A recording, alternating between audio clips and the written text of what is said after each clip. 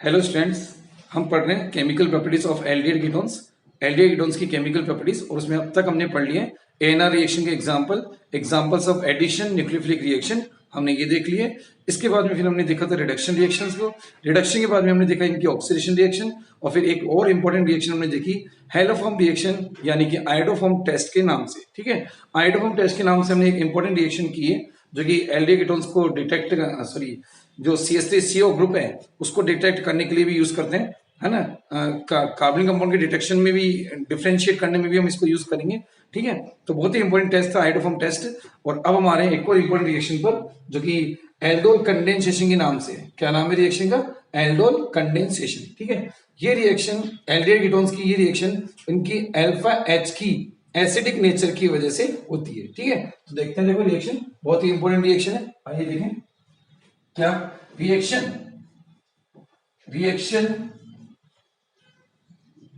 With किसके साथ, ये रिएक्शन किसके साथ होती है? ये रिएक्शन है डाइल्यूट एल्कलीज के साथ। ठीक है, तो reaction with dilute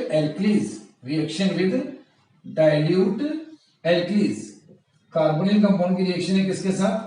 dilute alkalis के साथ। रिएक्शन विद डाइल्यूट एल्कलीज यानी कि बेस। एल्कलीज हमको पता है किनको बोलते हैं? एल्कलीज हम बोलते हैं वाटर सोल्यूबल बेस को, है ना। वाटर सोल्यूबल बेस को क्या कहा जाता है? एल्कलीज बोला जाता है, वाटर सोल्यूबल बेस। आ गई बात समझ में, है ना। तो वाटर सोल्यूबल बेस को हम एल्कलीज बोलते हैं। तो डाइल्यूट एल्कलीज के साथ इनकी रिएक्शन है, बेस के साथ इनकी रिएक्शन है। कैसे रिएक्शन होगी? ये रिएक्शन जो हो रही है वो किसकी वजह से हो रही है? Due to acidic nature of alpha H. इनके अल्फा एच की एसिडिक नेचर है, इस वजह से रिएक्शन होती है। तो क्या है reaction? Reaction due to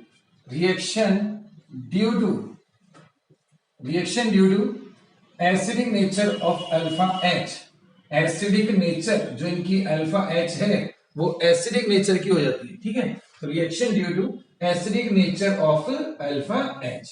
acidic nature of alpha H की इनकी एसिडिक नेचर हो जाएगी, उसकी वजह से इनकी फिर रिएक्शन, क्योंकि अब ये खुद एसिडिक हो जाएंगे तो बेस के साथ रिएक्शन कर पाएंगे। खुद कैसे हो जाएंगे? एसिडिक, तो बेस के साथ रिएक्शन करेंगे। ठीक है, तो अब फर्स्ट ऑफ ऑल हमको ये समझना है कि इनकी जो अल्फा एच है वो एसिडिक नेचर की कैसे हो गई है। ठीक है, तो हम पहले इसमें ये काम करते हैं। फर्स्ट काम क्या कि acidic nature of alpha H, है ना। Reason of acidic nature of alpha H, reason of acidic nature of alpha H. इनकी जो एसिडिक नेचर है, वो जो इनकी अल्फा एच है उसकी नेचर एसिडिक कैसे हो गई है ये समझना है। ठीक है, तो reason of acidic nature of alpha H, acidic nature of alpha H, इनके अल्फा एच के एसिडिक नेचर का क्या रीजन है, क्यों हो गई है? तो इसमें दो रीजन आएंगे, है ना। एक तो आएगा क्या, जो कार्बोनिल ग्रुप है, कार्बोनिल ग्रुप का माइनस आई इफेक्ट, है ना। एक तो कार्बोनिल ग्रुप का माइनस आई इफेक्ट है, और सेकंड रीजन आएगा कि after removal of H, after removal of H जो कॉन्जुगेट, जिसको हम बोलते हैं कॉन्जुगेट बेस, है ना। कॉन्जुगेट बेस जो बनेगा वो क्या हो जाएगा? वो स्टेबलाइज हो जाएगा ड्यू टू रेजोनेंस, है ना। तो दो फैक्टर इसमें इन्वॉल्व होंगे। फर्स्ट तो मैं लिख देता हूं इसमें क्या, due two electron withdrawing nature, due two electron withdrawing nature of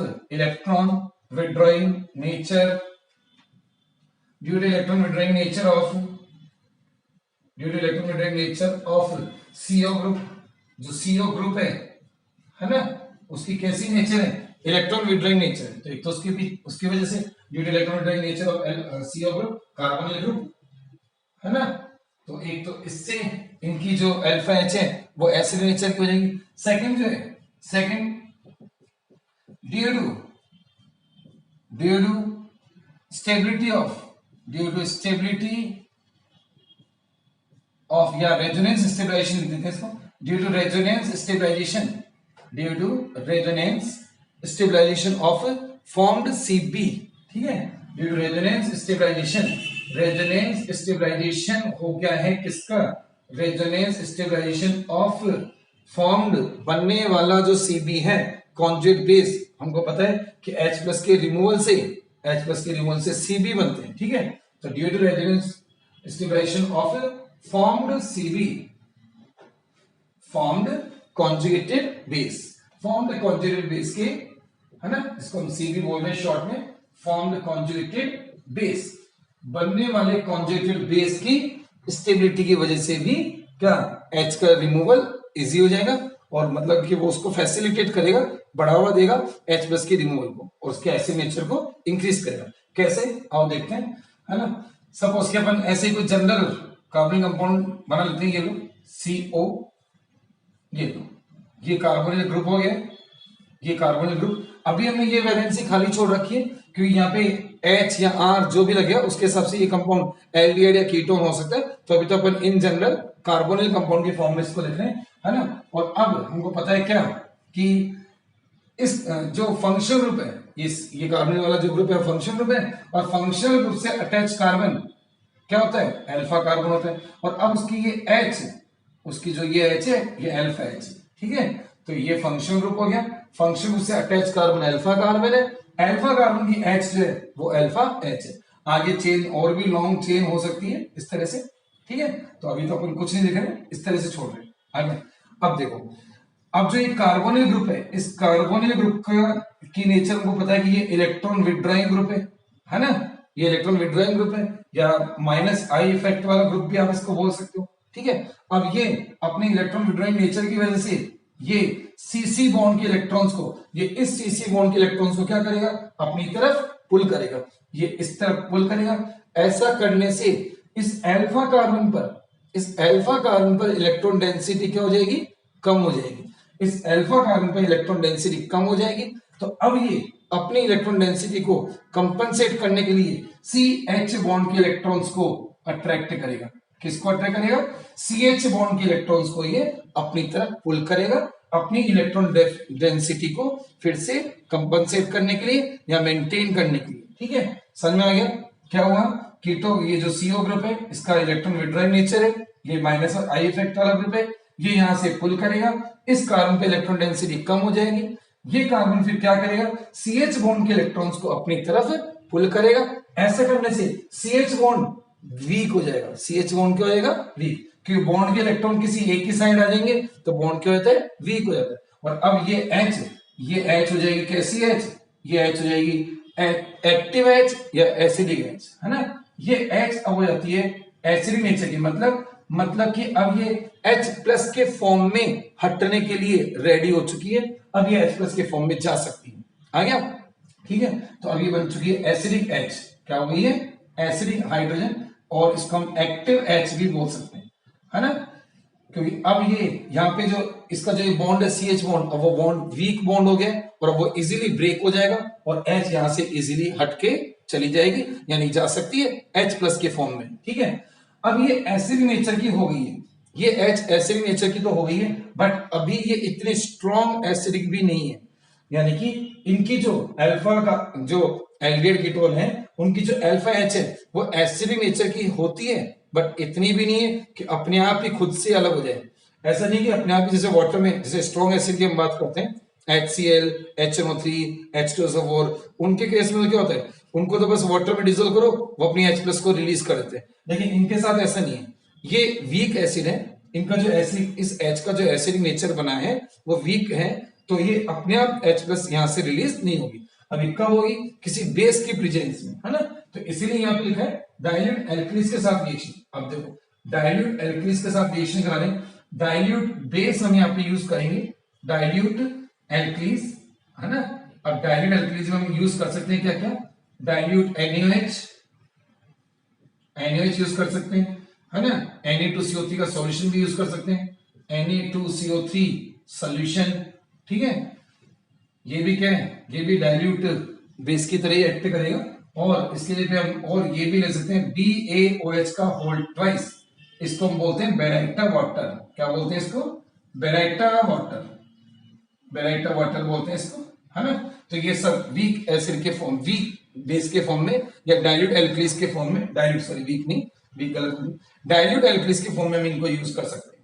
आ गया समझ में, ठीक है। ये अब डाइल्यूट एल्कलीज की प्रेजेंस में क्या होगा, तो ये जो बेस है ये देंगे OH नेगेटिव आयन, है ना, ये OH नेगेटिव आयन देंगे, और अब इनसे आने वाला OH नेगेटिव आयन, ये लो यहां लिखते हैं हम, ये आया इनसे OH नेगेटिव आयन, ये OH नेगेटिव आयन ठीक है। ये OH नेगेटिव आयन क्या करेगा, ये OH नेगेटिव आयन अपना लोन पेयर इस H को देगा और H को यहां से ले जाएगा, H को यहां से ले जाएगा। किस तरह से लेके जाएगा, तो ये जो CH बॉन्ड है उस बॉन्ड का होगा हेटेरोलाइटिक क्लीवेज, है ना। तो थोड़ा सा बॉन्ड क्लीवेज करके दिखाता हूं इसको। ये देखो किस तरह से होगा, है ना। ये लिखिए हमने यहाँ पे H, है ना, ये अल्फा H है हमारी, ठीक है। तो ये जो बॉन्ड है, ये जो बॉन्ड के जो दो इलेक्ट्रॉन है, जो बॉन्ड के जो दो इलेक्ट्रॉन है, ये बॉन्ड के दो इलेक्ट्रॉन उठ के आ जाएंगे किसके ऊपर, ये आ जाएंगे इसके ऊपर, ठीक है। ये तो कार्बन के ऊपर आ जाएंगे और ये बॉन्ड जो है वो यहां से ब्रेक होगा, ठीक है। और इसको कौन लेके जाएगा, ये OH नेगेटिव, ये जो O है, OH नेगेटिव जो O है वो इसको लोन पेयर देगा। तो ये बॉन्ड फिर इस तरह से यहां से इस तरह से ब्रेक होगा और जो ये H है वो H प्लस के फॉर्म में आ रही है। किस फॉर्म में आ रही है, H प्लस के फॉर्म में, तो उसका एक इलेक्ट्रॉन तो जा ही चुका है। तो ये H प्लस और ये OH है, ये तो मिलके बना लेंगे क्या, वाटर। क्या बना लेंगे मिलके, वाटर बना लेंगे। तो वो वाटर पर यहां लिख देते हैं, ये तो हो गया माइनस क्या, H2O हो गया माइनस H2, ये तो H2 माइनस हो गया। और अब जो चीज आ रही है देखो, ये दोनों इलेक्ट्रॉन इस कार्बन पे आ जाएंगे, ठीक है। तो अब ये क्या बन जाएगा, देखो ये क्या बन रहा है, ये बन जाएगा इस तरह से C, इस पे लोन पेयर नेगेटिव चार्ज, ठीक है। और दो वैलेंसी है ये अपनी जगह पर, और ये रहा सिंगल बॉन्ड, है ना। ये तो दो वैलेंसी जो थी वही है, बस ये जो दो इलेक्ट्रॉन थे वो दोनों लोन पेयर के फॉर्म में आ गए। नेगेटिव चार्ज क्यों आया समझ में आ गया, क्योंकि बॉन्ड के दो इलेक्ट्रॉन उठाए जिनमें से एक तो खुद का ही था, एक इसने बाहर से मतलब H का ले लिया, इसलिए एक नेगेटिव आ गया। और फिर आगे CO ग्रुप, ये CO ग्रुप हो गया, आ गया ये इस तरह से। तो अब ये क्या बन चुके हैं, अब ये बन गया इसका कॉन्जुगेटेड बेस, ठीक है। कार्ब एनाइन क्या बन गया, ये कार्ब एनाइन बना है, कार्ब एनाइन जो कि क्या है, कॉन्जुगेटेड बेस है। क्या है, कॉन्जुगेटेड बेस, ठीक है। ये कॉन्जुगेटेड बेस बन चुका है, ठीक है। और जो कॉन्जुगेटेड बेस है ना, ये जो कॉन्जुगेटेड बेस है ये स्टेबलाइज हो जाएगा क्या, ड्यू टू रेजोनेंस। इसमें क्या होगा, रेजोनेंस स्टेबलाइजेशन, ठीक है। तो ये कार्बोनाइन या जो कॉन्जुगेट बेस है ये हो जाएगा क्या, stabilized by resonance, stabilized by resonance. Resonance की वजह से क्या हो जाता है, स्टेबल हो जाता है, ठीक है। अब इसमें रेजोनेंस कैसे हो रहा है वो देखते हैं, ठीक है। तो यहां दिखाते हैं रेजोनेंस इन कार्ब एनाइन, ठीक है। Resonance in carb A9, resonance in carb A9 में रेजोनेंस, ठीक है। तो ये जो कार्ब एनाइन बना है इसमें किस तरह से रेजोनेंस हो रहा है जरा देखना एक बार, है ना। ये देखो ये C, ठीक है, ये C, ये सिंगल बॉन्ड, ये C, ये O, ये सिंगल बॉन्ड, ठीक है। अब देखो इस कार्बन पे देख लोन पेयर है ही, ऑक्सीजन पे दो लोन पेयर होते ही हैं, ऑक्सीजन पे दो लोन पेयर होते हैं ना ऐसे। तो देखो क्या होगा, ये लोन पेयर आ जाएगा यहाँ पे बॉन्ड में, और ये बॉन्ड उठ के आ जाएगा कहाँ पे, लोन पेयर के फॉर्म में, है ना। लोन पेयर बॉन्ड में और बॉन्ड पेयर लोन में, है ना। अब ये हो गया इसमें रेजोनेंस, क्या बन गया C। अब यहां हो जाएगा डबल बॉन्ड, ठीक है। ये C यहाँ डबल बॉन्ड आ चुका है, ये C यहाँ सिंगल बॉन्ड, है ना। CO बॉन्ड में तो सिंगल बॉन्ड बन जाएगा, यहाँ डबल बॉन्ड हो ही जाएगा। और अब ऑक्सीजन पे लोन पेयर कितने हो जाएंगे, 3, 2 लोन पेयर पहले से थे, और ये बॉन्ड के इलेक्ट्रॉन थे, बॉन्ड के दोनों इलेक्ट्रॉन वो भी लोन पेयर के फॉर्म में आ गए, और साथ में चार्ज आ जाएगा नेगेटिव। क्या आ गया, नेगेटिव चार्ज, है ना, क्योंकि 2 इलेक्ट्रॉन थे जिनमें से एक उसका खुद का था और एक उसने दूसरे को उठाया, इसलिए फिर क्या, नेगेटिव चार्ज आ गया समझ में। अब देखो ये जो बना है इसको हम बोलते हैं इनोलेट आयन। क्या बोलेंगे इसको, इनोलेट आयन। आ गया, इनोलेट आयन क्यों कह रहे हैं इसको, इनोलेट आयन इसलिए बोल रहे हैं क्योंकि देखो डबल बॉन्ड है इसलिए इन भी है, डबल बॉन्ड का मतलब इन, ठीक है, डबल बॉन्ड मतलब इन। और अगर यहाँ पे ये OH होता, अगर ये OH होता है यहाँ पे, तो OH को डबल बॉन्ड के साथ OH होता है तो हम उसको बोलते हैं इनोल फॉर्म। डबल बॉन्ड के साथ अगर OH है तो हम बोलते हैं उसको इनोल फॉर्म, और इनोल फॉर्म का H हटाया तो बन जाएगा इनोलेट, है ना। इन प्लस ओल, उससे इनोल बना था, और इनोल से फिर बनाया गया इनोलेट, H हटाया तो एट आ जाएगा, आता है ना, सल्फेट नाइट्रेट वैसे। ठीक है। तो इनोलेट, तो ये इनोलेट आयन है। तो इस तरह से इसमें क्या चल रहा है, रेजोनेंस। आगे समझ में, क्या ये रेजोनेंस समझ में आ गया। और ड्यू टू रेजोनेंस ये सीबी क्या हो जाएगा, स्टेबल हो जाएगा। और सीबी जितना स्टेबल होगा तो ये H प्लस का रिमूवल यानी कि इसके एसिड नेचर क्या हो जाएगी, और ज्यादा इंक्रीज हो जाएगी। ठीक है। तो अल्फा एच का जो इनके एसिड नेचर है, एल्डिहाइड कीटोन की जो अल्फा एच का एसिड नेचर है वो क्यों आ रहा है, उसके दो रीजन है। क्या आपको दोनों रीजन समझ में आ गए, क्या क्या। फर्स्ट रीजन क्या था, due two electron withdrawing nature of किसकी, सीओ ग्रुप की। सीओ ग्रुप की इलेक्ट्रॉन विड्रॉइंग नेचर थी, उससे खींचता है, सी पे डेफिशिएंसी रहती है, सी अपनी डेफिशिएंसी को पूरी करने के लिए सीएच बॉन्ड के इलेक्ट्रॉन को पुल करता है। ऐसा करने से सीएच बॉन्ड वीक हो जाता है और एच यहाँ पे एक्टिव हो जाती है, एसिड हो जाती है, यानी कि अब वो लूजली बाउंड है, अब वो H प्लस के फॉर्म में जाने के लिए तैयार है। ठीक है। अब लेकिन वो H प्लस के फॉर्म में जाएगी, लेकिन अपने आप नहीं जाएगी, क्यों, क्योंकि ये जो एसिड कैरेक्टर बना है ये इतना स्ट्रॉन्ग भी नहीं है। तो ये जो H प्लस यानी कि इसका जो एसिड कैरेक्टर ऑब्जर्व होगा वो किसकी प्रेजेंस में, डाइल्यूट एल्कलीज की प्रेजेंस में ऑब्जर्व होगा। और डाइल्यूट एल्कलीज से आएंगे क्या, OH नेगेटिव आयन। वो OH नेगेटिव आयन यहां से H प्लस को लेके जाएंगे, H प्लस जाएगा तो ये बनेगा कार्बन आयन। और जो कार्बन आयन है जो कि इसका Cb है, इसका Cb है कॉन्जुगेट बेस, वो फिर फर्दर स्टेबलाइज होता है किसकी वजह से, ड्यू टू रेजोनेंस, जो कि हमने यहाँ पे दिखाया। आ गया समझ में। तो ये हो जाती है इनकी क्या, एसिड नेचर का रीजन, अल्फा एच के एसिड नेचर का रीजन हो गया। तो दोनों पॉइंट अपन लिख दिए, तो इलेक्ट्रॉन विड्रॉइंग नेचर वाला, और second point due to resonance stabilization of formed conjugated base. ठीक है। अपन चाहे तो अब इसका हाइब्रिड भी बना के दिखा सकते हैं। ये लो मैं हाइब्रिड बना के भी दिखाया दूं, ये लो, है ना। हाइब्रिड तो आते हैं ना बनाने, हम कैसे बनाते हैं, देखो यहाँ अभी सिंगल बॉन्ड है, यहाँ पे डबल भी आ रहा है, कभी सिंगल कभी डबल, सेम वही चीज यहाँ पे भी हो रही है, डबल भी और सिंगल भी है ना। तो पार्शियल डबल कर देंगे, है ना। तो ये हो जाएगा सी, और ये सी, ये ओ, और ये, ठीक है। अब यहाँ पार्शियल डबल बॉन्ड, यहाँ भी पार्शियल डबल बॉन्ड, ठीक है, ये हो गया। अब चार्ज की बात करें तो चार्ज यहाँ पे भी आ रहा है, कार्बन पे भी है और ऑक्सीजन पे भी आ रहा है, तो चार्ज दोनों पोजीशन में मूव कर रहा है, इसलिए पार्शियल नेगेटिव पार्शियल नेगेटिव, ये इसका रेजोनेंस हाइब्रिड हो जाता है, रेजोनेंस हाइब्रिड। ठीक है। तो ये तो हमने समझा कि एल्डिहाइड कीटोन्स की जो अल्फा एच है वो एसिडिक नेचर की क्यों होती है, एल्डिहाइड कीटोन की अल्फा एच का एसिड नेचर क्यों है, ये तो हमने ये समझा। समझ में आ गई इतनी बात। अब देखते हैं हम क्या कि इस अल्फा एच की एसिड नेचर की वजह से क्या रिएक्शन होती है ना। तो ये देखते हैं, देखो क्या है ना, ये तो अल्फा एच का एसिड नेचर हो ही गया है। अब देखो, अब देखते हैं कि due to acid nature of alpha H, due to acid nature of alpha H, अब ये एल्डिहाइड कीटोन क्या करेंगे, बेस के साथ रिएक्शन करेंगे। ठीक है, कर ही रहे थे। ठीक है। तो अब क्या होता है कि due to acid nature of alpha H, aldehyde ketone के खुद के सेम, खुद ही मतलब एल्डिहाइड कीटोन के खुद के मॉलिक्यूल्स आपस में रिएक्शन करते हैं, है ना, रूम टेम्परेचर पे आपस में रिएक्शन होती है, और फिर क्या, और फिर बीटा हाइड्रोक्सी एल्डिहाइड या बीटा हाइड्रोक्सी कीटोन वो फॉर्म करते हैं। आ रही बात समझ में। क्या बोला कि due to acid nature of alpha H की एसिड नेचर की वजह से एल्डिहाइड कीटोन्स के दो मॉलिक्यूल सेम भी हो सकते हैं, डिफरेंट भी हो सकते हैं, वो अपन देखेंगे। दो मॉलिक्यूल ऑफ एल्डिहाइड कीटोन आपस में रिएक्शन करेंगे, रूम टेम्परेचर पे ही आपस में रिएक्शन करेंगे, एंड बीटा हाइड्रोक्सी एल्डिहाइड या बीटा हाइड्रोक्सी कीटोन वो फॉर्म करते हैं। बीटा हाइड्रोक्सी एल्डिहाइड को ही हम क्या, एल्डोल बोलेंगे, और बीटा हाइड्रोक्सी कीटोन जो होते हैं उनको हम कीटोल बोलते हैं। अभी हम देखेंगे एल्डोल या कीटोल टर्म कैसे बनी है। ठीक है।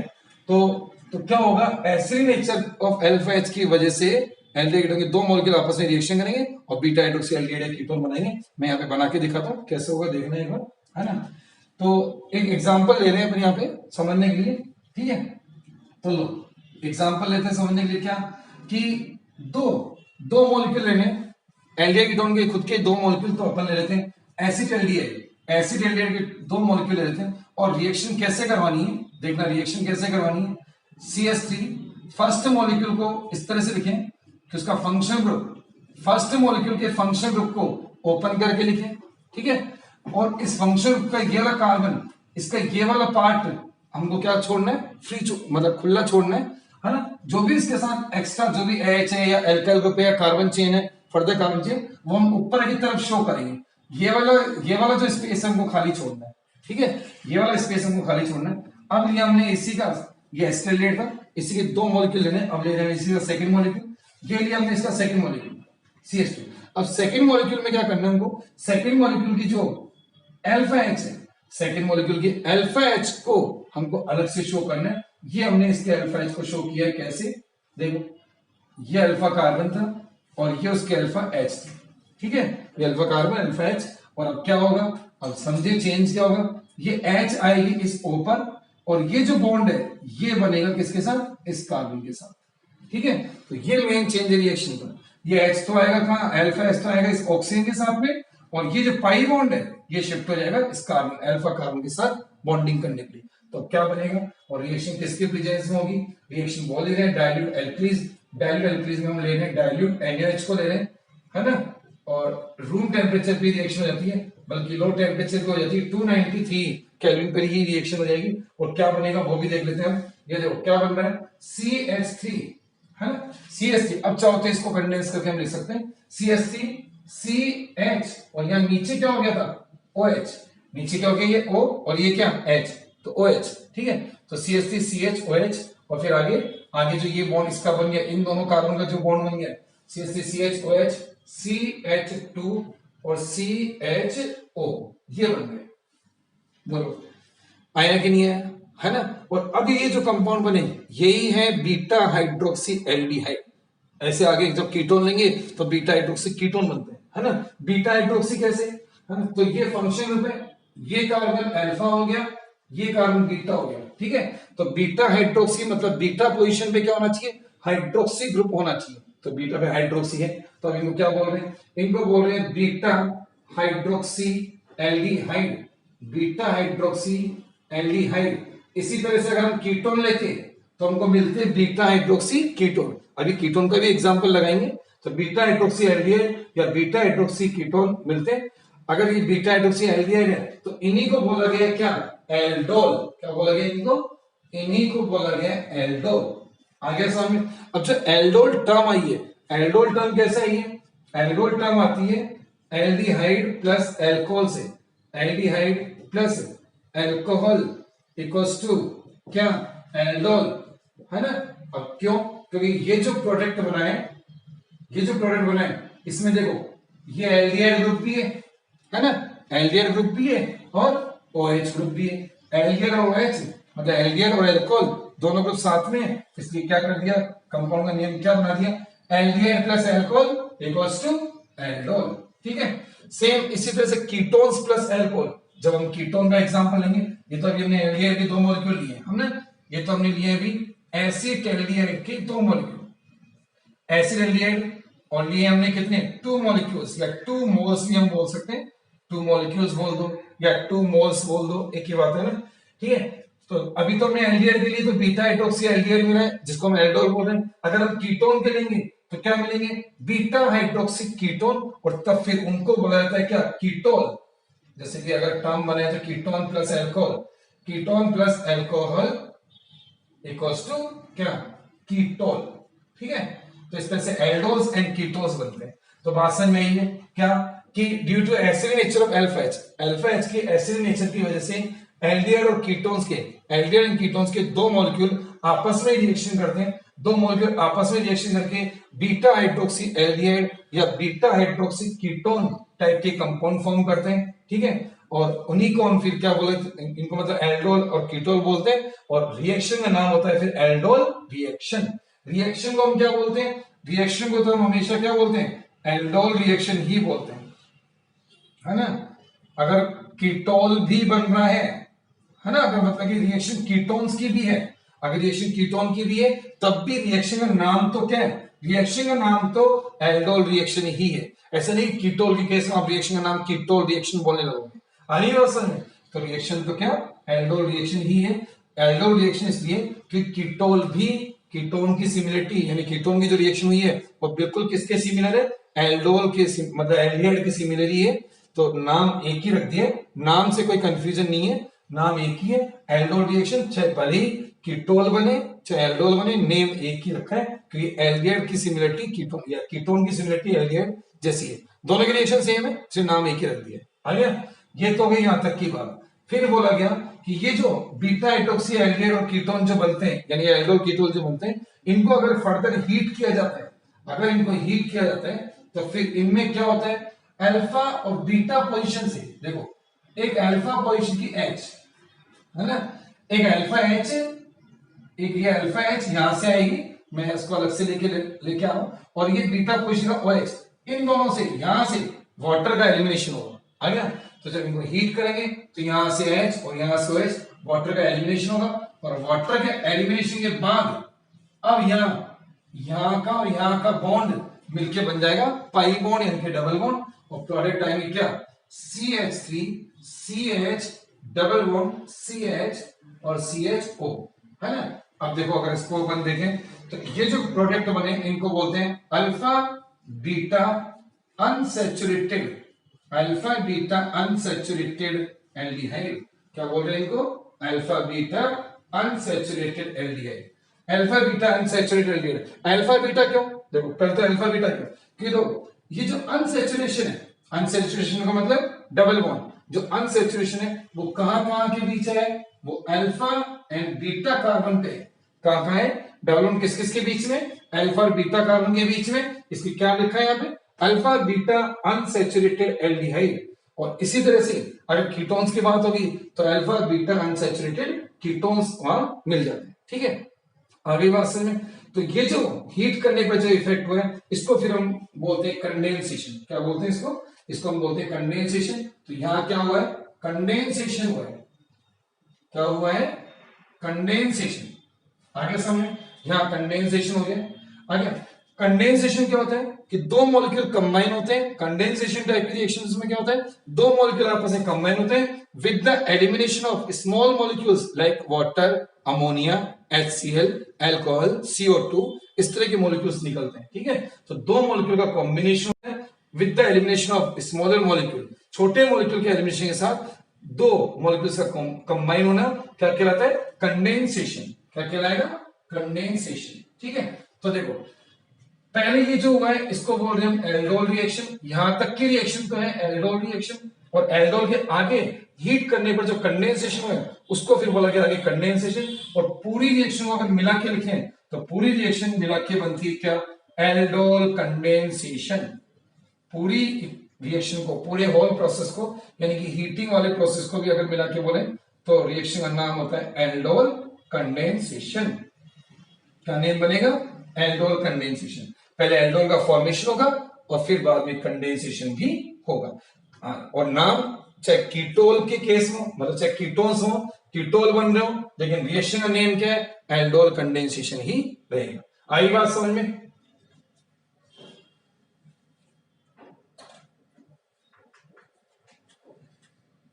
ठीक है। तो बात समझ में आ गई, तो किस तरह से रिएक्शन हो रही है समझ में आया आपको। तो due to acid nature of alpha H, alpha H की एसिड नेचर की वजह से, समझ रहे हो, अल्फा एच की एसिडिक नेचर की वजह से एल्डिहाइड कीटोन की, अभी तो अपने एल्डिहाइड का एग्जांपल लिया, आगे कीटोन का भी लेंगे। एल्डिहाइड कीटोन की के मॉलिक्यूल्स आपस में रिएक्शन करेंगे इन प्रेजेंस ऑफ क्या, बेस या एल्कलीज, है ना। Due to acid nature of alpha H in presence of base, और रूम टेम्परेचर पे ही आपस में ही रिएक्शन करेंगे। एल्डिहाइड कीटोन के मॉलिक्यूल्स आपस में रिएक्शन करेंगे, किसी अलग कोई बाहर से कोई रिएजेंट यानी बेस के साथ रिएक्शन नहीं करे, बेस की प्रेजेंस में रिएक्शन है। आ गया, बेस की प्रेजेंस में बेसिक मीडियम में रिएक्शन है, बट रिएक्शन तो दोनों की खुद की है, रिएक्शन तो एल्डिहाइड कीटोन मॉलिक्यूल्स की आपस में ही, तो आपस में रिएक्शन करेंगे। और बीटा हाइड्रोक्सी एल्डिहाइड या बीटा हाइड्रोक्सी कीटोन, जिनको कि हम एल्डोल और कीटोल बोल रहे हैं, ये फॉर्म करेंगे, तो रिएक्शन को बोलेंगे एल्डोल रिएक्शन, ठीक है। इतनी तक की रिएक्शन को हम बोलेंगे एल्डोल रिएक्शन। इसके बाद अगर हम इसको हीट करते हैं तो हीट करने पे कंडेंसेशन होगा, और कंडेंसेशन के बाद जो प्रोडक्ट आएगा तो मतलब वो अल्फा बीटा अनसैचुरेटेड एल्डिहाइड या अल्फा बीटा अनसैचुरेटेड कीटोन होगा, है ना। और फिर पूरी रिएक्शन को फिर तब मिला के बोलेंगे क्या, एल्डोल कंडेंसेशन। आया, तो ये होती है एल्डोल कंडेंसेशन। और एक बात क्या कि अगर कीटोन्स के केस में बात करें, कीटोन की बात करें तो बनने में कीटोल बनते हैं, आगे भी अल्फा बीटा अनसैचुरेटेड कीटोन बनेंगे। तो रिएक्शन का नाम कीटोल रिएक्शन या कीटोल कंडेंसेशन नहीं है, रिएक्शन का नाम तो वही रखा है क्योंकि कीटोन की रिएक्शन भी बिल्कुल सिमिलर है एल्डिहाइड के, इसलिए रिएक्शन का नाम एक ही रखा है। आगे समझ में, तो ये तो हुआ क्या कि कैसे रिएक्शन होती है, समझ में आया? क्या करना था रिएक्शन में? जब भी हम दो मॉलिक्यूल लेंगे तो फर्स्ट जो मॉलिक्यूल लिखेंगे उसका फंक्शन ग्रुप अपन ओपन करके लिखेंगे। फर्स्ट ग्रुप का, फर्स्ट कंपाउंड का फंक्शन ग्रुप ओपन करना है, सेकंड के अल्फा एच को अलग से शो करना है, सेकंड के अल्फा एच को अलग से शो करना है। उसके बाद अल्फा एच इस ओ से अटैच हो जाएगी और पाई बॉन्ड जो है वो इसके साथ बन जाएगा, तो सी सी पाई बॉन्ड यहाँ पे बन जाएगा। आगे सामने, और इस तरह से भी बीटा हाइड्रोक्सी एल्डिहाइड या कीटोन्स बनते हैं जिनकी फर्दर हीटिंग से अल्फा बीटा अनसैचुरेटेड एल्डिहाइड या कीटोन्स बनते हैं। ठीक है, तो ये एक हमने एग्जांपल लिया। अब देखो इसमें काम की बात क्या कि ये जैसे शुरू से हम बोल ही रहे हैं कि रिएक्शन किसकी है, ऐसे नेचर ऑफ अल्फा एच, ऐसे नेचर ऑफ अल्फा एच। तो अब जिन कार्बोनिल कंपाउंड्स में अल्फा एच नहीं होगी वो ये रिएक्शन शो नहीं करेंगे, है ना, क्योंकि रिएक्शन सारी है ही किसकी, अल्फा एच की रिएक्शन है, और जिनके पास अल्फा एच ही नहीं होगी तो वो ये रिएक्शन नहीं देंगे। तो एग्जांपल की हम बात करें तो फर्स्ट जैसे अपना फॉर्मेल्डिहाइड है ना, कौन कौन सी, HCHO फॉर्मेल्डिहाइड है ना, HCHO। अब इसके पास अल्फा कार्बन भी नहीं है, अल्फा एच भी नहीं है ना, फॉर्मेल्डिहाइड। ठीक है, फॉर्मेल्डिहाइड हो गया। अब देखो फॉर्मेल्डिहाइड के पास तो ना तो अल्फा कार्बन है ना ही अल्फा हाइड्रोजन है। अगर बेंजल्डिहाइड की बात करें, बेंजल्डिहाइड, तो बेंजल्डिहाइड के पास अल्फा कार्बन तो है, देखो ये कार्बन अल्फा कार्बन है, बट इस कार्बन पे अब कोई एच नहीं है, तो ये भी क्या, ये भी ये रिएक्शन शो नहीं करेगा, है ना, ये भी एल्डोल रिएक्शन शो नहीं करेगा। बेंजल्डिहाइड ये भी नहीं करेगा, है ना। बेंजोफिनोन अगर कीटोन्स में एग्जांपल है तो बेंजोफिनोन, बेंजोफिनोन हमको पता है कि कीटो ग्रुप के दोनों साइड क्या लगा दो, कीटो ग्रुप के दोनों साइड बेंजीन रिंग लगा देंगे। ठीक है, ये बेंजोफिनोन है। अब बेंजोफिनोन के पास ही वही बात है, अल्फा कार्बन तो है, अल्फा कार्बन तो है, बट अल्फा कार्बन थोड़ी ना इंपॉर्टेंट है, अल्फा एच होनी चाहिए, अल्फा एच है नहीं इनके पास में। ठीक है, तो ये भी नहीं देगा। तो फॉर्मेल्डिहाइड, बेंजल्डिहाइड, बेंजोफिनोन, एक और ले लो चाहो तो पाइवेनल्डिहाइड, CH3 C, है ना, ये पाइवेनल्डिहाइड। ठीक है, ये भी एल्डोल रिएक्शन शो नहीं करेगा। तो ये कुछ कंपाउंड हमें लिए जिनके पास अल्फा एच नहीं है। ठीक है, अल्फा एच नहीं है तो फिर ये एल्डोल रिएक्शन शो नहीं करेंगे। आ गया ये, अगर आपको ये नहीं दिख रहा है पाइवेनल्डिहाइड तो मैं उधर बना देता हूं, थोड़ा साइड में बनाते हैं। ये लो, ये है पाइवेनल्डिहाइड। पाइवेनल्डिहाइड वैसे हमने नेमिंग में भी एग्जांपल लगाया था, CH3 CH3 CH3, ये पाइवेनल्डिहाइड है। ठीक है, तो आप देख सकते हैं कि इसके पास अल्फा कार्बन तो है, अब ये अल्फा कार्बन तो है इसके पास में, बट इसके पास अल्फा एच नहीं है, ये तो बीटा कार्बन है और बीटा एच है। ठीक है, तो पाइवेनल्डिहाइड भी रिएक्शन नहीं शो नहीं करेगा, है ना। तो फॉर्मेल्डिहाइड, बेंजल्डिहाइड, बेंजोफिनोन, पाइवेनल्डिहाइड, यानी कि विदाउट अल्फा एच वाले एल्डोल रिएक्शन शो नहीं करेंगे, है ना।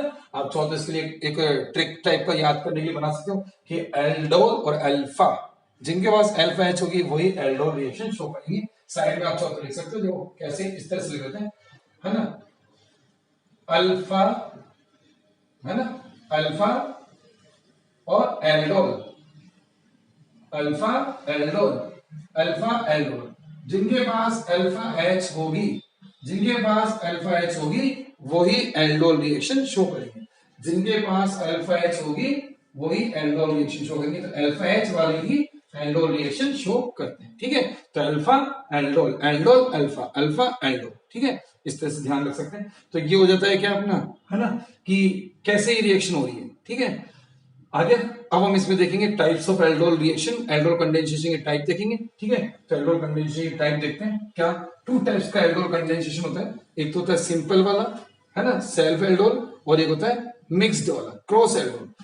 सेल्फ और क्रॉस एल्डोल में क्या है, सेल्फ एल्डोल में क्या होता है कि दोनों जो एल्डिहाइड या कीटोन के मॉलिक्यूल है सेम एल्डिहाइड कीटोन के मॉलिक्यूल्स आपस में रिएक्शन करेंगे। जैसे ये जो हमने एग्जांपल लिए, ये भी हमने सेम सेल्फ या सिंपल एल्डोल का ही एग्जांपल लिया। अगर दोनों रिएक्टेंट हमारे डिफरेंट होंगे, डिफरेंट कार्बोनिल कंपाउंड होंगे, तो फिर वो हो जाता है क्रॉस एल्डोल कंडेंसेशन। ठीक है, तो टू टाइप्स का यहाँ पे एल्डोल रिएक्शन रहेगी, है ना। आगे समझ में, ये सारी बातें समझ में आ गई है। आओ देखो, है ना, तो दो टाइप का रहेगा, अभी तो ये सेल्फ वाला है, फिर क्रॉस वाला भी करेंगे। लेकिन टू टाइप्स के एल्डोल कंडीशन पे जाने से पहले हम देखते हैं इसकी मैकेनिज्म, है ना। पहले मैकेनिज्म देख लेते हैं, मैकेनिज्म ऑफ एल्डोल रिएक्शन, जिससे हमको ये सारी बात समझ में आ जाएगी कि ऐसे नेचर ऑफ अल्फा एच की जो ऐसी नेचर है उससे इनकी रिएक्शन डायरेक्ट एल्कली से कैसे हो रही है, खुद ही आपस में कैसे रिएक्शन कर रहे हैं, वो सारा हम देखते हैं मैकेनिज्म में। आओ देखो मैकेनिज्म, तो हम इसी रिएक्शन की मैकेनिज्म लेंगे अभी, ठीक है।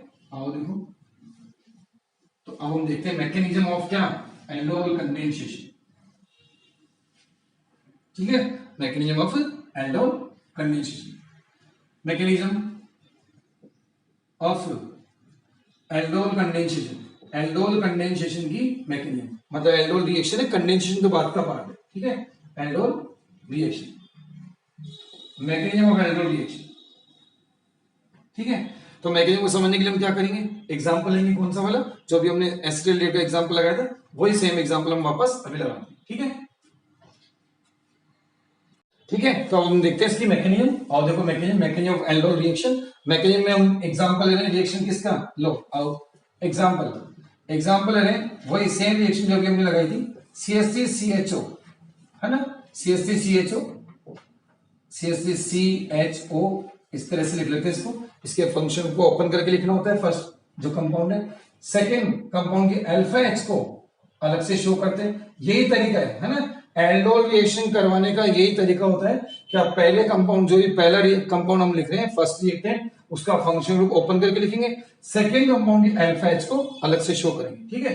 तो अब ये हो जाएगा CH2CHO, और वही डाइल्यूट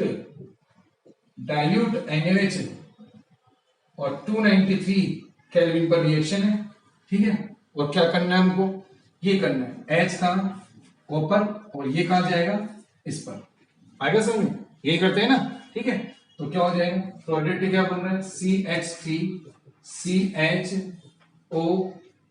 एल्डोल बन गया है CH2CHO, तो ये एक एल्डोल बन चुका है, एल्डोल, ठीक है। अब हमको इस रिएक्शन के मैकेनिज्म को करना है, ठीक है। अब देखो इस रिएक्शन के मैकेनिज्म कैसे करें, तो ये तो हमारी मेन रिएक्शन हो गई है, ये तो हमारी क्या हो गई है, मेन रिएक्शन हो गई है, और अब हम देखते हैं इसकी मैकेनिज्म, ठीक है। अब देखो मैकेनिज्म कैसे देखें, मैकेनिज्म इसकी होगी 3 स्टेप्स में, मैकेनिज्म ऑफ एल्डोल रिएक्शन कितनी स्टेप्स में होगी, 3 स्टेप्स में, और देखो 3 स्टेप्स में करें, ठीक है, 3 स्टेप्स हैं, 3 स्टेप्स, ठीक है। स्टेप 1, सबसे पहले स्टेप 1 में क्या होगा, स्टेप 1 में फॉर्मेशन होगा कार्ब एनाइन का, ठीक है, कार्ब एनाइन का फॉर्मेशन होगा, ये लो स्टेप 1,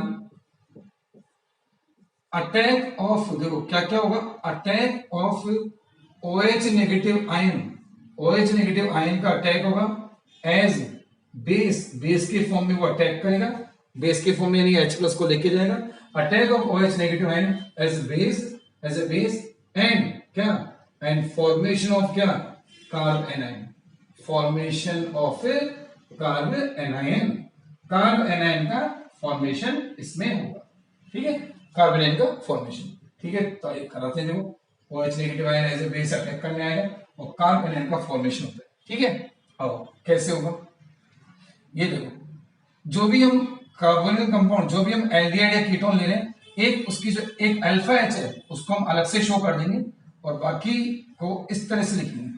तो जैसे अब हमारा ये एसिड एल्डिहाइड था, तो एसिड एल्डिहाइड को हमने इस तरह से लिख दिया कि उसकी एक, ये जो ये अल्फा कार्बन है, एक अल्फा एच को हम अलग से निकाल के लिए हैं, बाकी ऐसे ऐसे लिख दिया, ठीक है, आ गया। अब देखो अब क्या होगा, OH negative ion, OH negative ion आएगा, OH नेगेटिव आयन,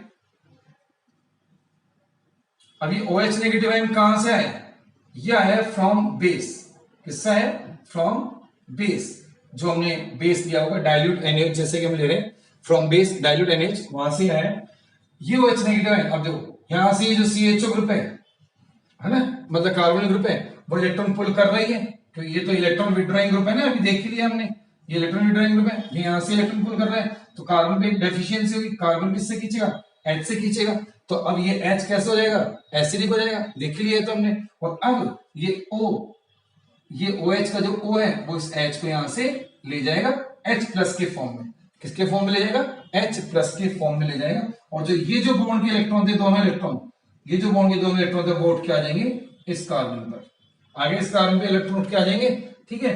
तो अब ये क्या क्या बन गए, ये तो बन गया क्या, ये तो मिल गया क्या वाटर, तो उसको तो हम चाहे तो यहां लिख देते हैं माइनस क्या H2O, क्या लिखते हैं या साइड में लिख लेंगे चलो, है ना। तो पहले तो ये देख लेते हैं क्या बन गया, ये तो बन गया कार्ब एनायन CH2 CHO, और ये लोन पेयर और ये नेगेटिव चार्ज, ये कार्ब एनायन का फॉर्मेशन यहाँ पे हो चुका है, कार्ब एनायन, ठीक है।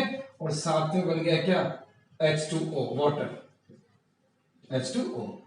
आगे समझ में।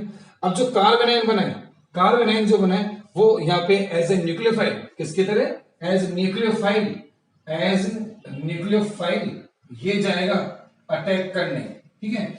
ये कार्ब एनायन अटैक करने जाएगा किस पर, एल्डिहाइड के ही सेकंड मॉलिक्यूल पर। ये है इंपॉर्टेंट स्टेप। तो क्या, दो मॉलिक्यूल आपस में रिएक्शन करते हैं, एल्डिहाइड कीटोन के दो मॉलिक्यूल आपस में रिएक्शन करते हैं। अब हमको पता है एल्डिहाइड कीटोन्स की कैरेक्टरिस्टिक रिएक्शन क्या होती है, एडिशन न्यूक्लियोफिलिक रिएक्शन। कौन सी रिएक्शन होती है, addition nucleophilic reaction. Addition nucleophilic reaction में कोई न्यूक्लियोफाइल बाहर से आके अटैक करता है, एक न्यूक्लियोफाइल बाहर से आके अटैक करता है, तो यहाँ बाहर से आने वाला न्यूक्लियोफाइल कोई और नहीं है, उन्हीं के दो मॉलिक्यूल में से एक मॉलिक्यूल ने क्या किया है, न्यूक्लियोफाइल जनरेट किया, और ये न्यूक्लियोफाइल सेकंड मॉलिक्यूल पे जाएगा अटैक करने के लिए। कैसे, आओ देखो सेकंड स्टेप में, स्टेप 2 में अब स्टेप 2, ये स्टेप 1 हो गई है, अब स्टेप 2 देखो, स्टेप 2 है ना, क्या होगा, अटैक ऑफ, क्या अटैक होगा किसका, attack of carbanion, carbanion का अटैक होगा, attack of carbanion as क्या बन के जाएगा, as nucleophile, attack of carbanion as nucleophile, nucleophile ही बन के ही जाएगा, है ना।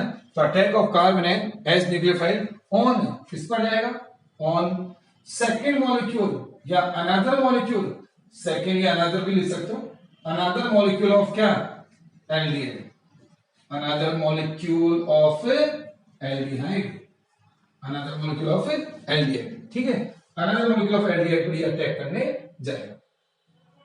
आ गया समझ में। तो ये सेकंड स्टेप इंपॉर्टेंट है, attack of carbanion as nucleophile on second molecule of क्या, एल्डिहाइड या अनदर मॉलिक्यूल ऑफ एल्डिहाइड, उस पर अटैक करने जाएगा, ठीक है। कैसे जाएगा देखो, न्यूक्लियोफिलिक अटैक, क्योंकि न्यूक्लियोफाइल बन के जाएगा, है ना। अब देखो, अब लेते हैं यहाँ पे अपन, देखो फर्स्ट मतलब सेकेंड मॉलिक्यूल को अब अपन इस तरह से बना लेते हैं, है ना, ये CH और ये O, जो ये हमने लिखा था ना यहाँ लिखते थे फर्स्ट वाला, वही है। अब हमको पता ही क्या कि C पे होगा पार्शियल पॉजिटिव और O पे होगा क्या, पार्शियल नेगेटिव, पता ही है तो हमको, ठीक है। साथ में ऑक्सीजन पे दो लोन पेयर भी होंगे, ये भी हम यहाँ पे शो कर देते हैं, दो लोन पेयर और ये नेगेटिव चार्ज, पार्शियल नेगेटिव। ये तो फर्स्ट मोल, ये तो मतलब लिख ही दिया अपने। और अब कार्बन आयन आ रहा है अटैक करने के लिए, ये आया कार्बन आयन CH2 CHO, ये आ गया, ये कार्बन आयन एज न्यूक्लियोफाइल, है ना, एज ए न्यूक्लियोफाइल अटैक करने आएगा, ठीक है। ये कार्बन आयन जो फर्स्ट स्टेप में बना था एज ए न्यूक्लियोफाइल, ये यहाँ अटैक करने आ रहा है न्यूक्लियोफाइल के फॉर्म में, ठीक है। और अब ये अपना लोन पे डोनेट करेगा किसको, ये अपना लोन पे डोनेट करेगा पॉजिटिव वाले कार्बन को, ये इस कार्बन को लोन पे डोनेट करेगा। ये अटैक न्यूक्लियोफिलिक अटैक है, कैसा अटैक है, न्यूक्लियोफिलिक अटैक है। ये यहाँ अटैक करेगा तो ये बॉन्ड के इलेक्ट्रॉन उठ के यहाँ आ गया, और आपको पता है कि फिर इस स्टेप में ऑक्सो एनाइन का फॉर्मेशन होता था, किसका फॉर्मेशन होता था, ऑक्सो एनाइन। अब देखो क्या बनेंगे, अब चीजें क्या बन जाएगी, देखना क्या बन गया, इधर तो CH3 हो गया, ये तो CH3 यहां से स्टार्ट कर रहे हैं, CH3, ठीक है, CH3, फिर CHO, CH और ये O नेगेटिव, ठीक है, ये O नेगेटिव, और ये CH और CH2 में बॉन्ड बन जाएगा, ये लो CH2 और ये CHO, ठीक है। इसका नेगेटिव खत्म हो ही जाएगा क्योंकि इसने लोन पे अपने क्या लगा दिए, बॉन्डिंग में लगा दिए, और इस पर एक नेगेटिव आ ही जाएगा, आगे सर में। तो ये बन गया क्या, ऑक्सो एनाइन, क्या बन गया ये, ऑक्सो एनाइन, जो बनता भी था न्यूक्लियोफिलिक एडिशन में, ये बनता ही है ना। ये स्लो स्टेप भी है, RDS स्टेप भी यही होती है ना, यही स्लो स्टेप और RDS स्टेप भी कहलाती थी हमारी, ध्यान है आपको, ऑक्सो एनाइन, ये इंपॉर्टेंट स्टेप है। अब ऑक्सो एनाइन जो बन चुका है, अब स्टेप 3 में क्या होगा, ये ऑक्सो एनाइन क्या कर लेगा, प्रोटॉन एक्सेप्ट करेगा, ठीक है, प्रोटॉन एक्सेप्ट करेगा वाटर मॉलिक्यूल से, और फिर फाइनली एल्डोल में कन्वर्ट हो जाएगा, ठीक है।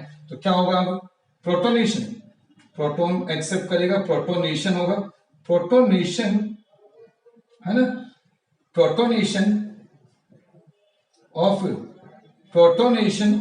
ऑक्सो एनाइन, ऑक्सो एनाइन का क्या होगा, प्रोटोनेशन होगा। ये प्रोटॉन एक्सेप्ट करेगा, किससे एक्सेप्ट करेगा, वाटर मॉलिक्यूल से एक्सेप्ट करेगा। ठीक है, तो कैसे करेगा देखो, लिखते हैं यहाँ पे, ये रहा है ना, CH3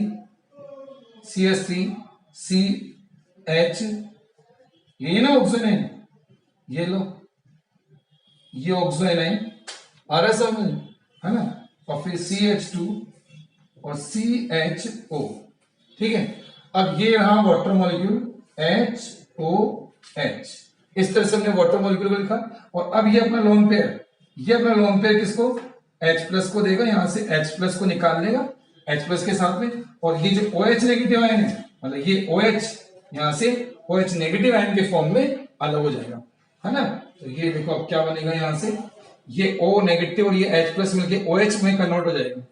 तो क्या बन गया है, CH3 CH, यहां हो गया OH, ठीक है, अभी OH हो जाएगा ना, ठीक है, और फिर CH2 और फिर CHO, और OH नेगेटिव आयन लास्ट में, OH नेगेटिव आयन हमको फाइनली वापस मिल जाता है। ये वही OH नेगेटिव आयन है जो हमने स्टार्टिंग में फ्रॉम बेस लेके आई थी, ये OH नेगेटिव आयन यहां लगाया था और एंड में हमको वापस मिल गया, और ये साथ में हमको मिल गई क्या, एल्डोल। क्या मिल गया हमको, एल्डोल। इस तरह से ये एल्डोल बन जाता है। ठीक है, तो ये थी एल्डोल रिएक्शन की मैकेनिज्म। क्या आपको मैकेनिज्म समझ में आ गई है?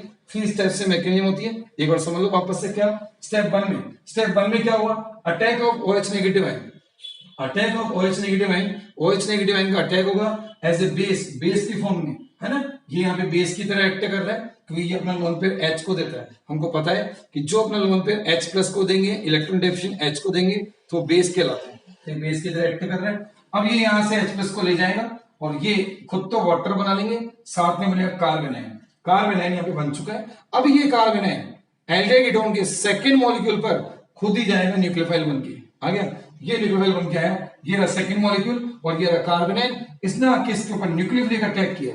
न्यूक्लियोफिलिक अटैक यानी कि अपना lone pair electron deficient carbon को देना, इलेक्ट्रॉन डेफिशिएंट कार्बन को अपना लोन पेयर देना न्यूक्लियोफिलिक अटैक या न्यूक्लियोफिलिसिटी कहलाता है। H+ को देना बेसिसिटी कहलाता है। ठीक है, ये सब चीज हमको पता भी है, फिर भी और देख लो, है ना। तो अभी कार्बन आयन ये इसको लोन पेयर दे रहा है, जैसे ही यहाँ पे बॉन्ड बनाएगा तो ये वाले पाई बॉन्ड के इलेक्ट्रॉन शिफ्ट हो जाएंगे किस पर, ऑक्सीजन पे, क्योंकि इधर बॉन्ड बनेगा तो कार्बन की वैलेंसी 5 होने लगेगी, 5 वैलेंसी तो हो नहीं सकती, तो उसको वापस 4 करने के लिए उठ के यहाँ, और इस तरह से बनता है क्या, ऑक्सो एनाइन। ये ऑक्सो एनाइन हम पहले ही बना चुके हैं, ANR की मैकेनिज्म हमने देख लिया था, ऑक्सो एनाइन। तो ये ऑक्सो एनाइन हो गया। अब ऑक्सो एनाइन का होगा प्रोटोनेशन। प्रोटोनेशन के लिए प्रोटॉन कहां से उठाएगा, ये वाटर मॉलिक्यूल से। वाटर कहां से है, वाटर देखो वैसे तो वाटर यहाँ फर्स्ट स्टेप में बन रहा है ना, साथ में आप ले रहे हो डाइल्यूट NaOH, ये जो बेस जो हमने लिया है ये डाइल्यूट NaOH हमने लिखा है, तो एक्वस तो है ही, तो वाटर तो है ही, वाटर की तो कोई टेंशन नहीं है, तो वाटर से H+ ले रहा है, तो ये H+ लेके खुद तो हो रहा है न्यूट्रल,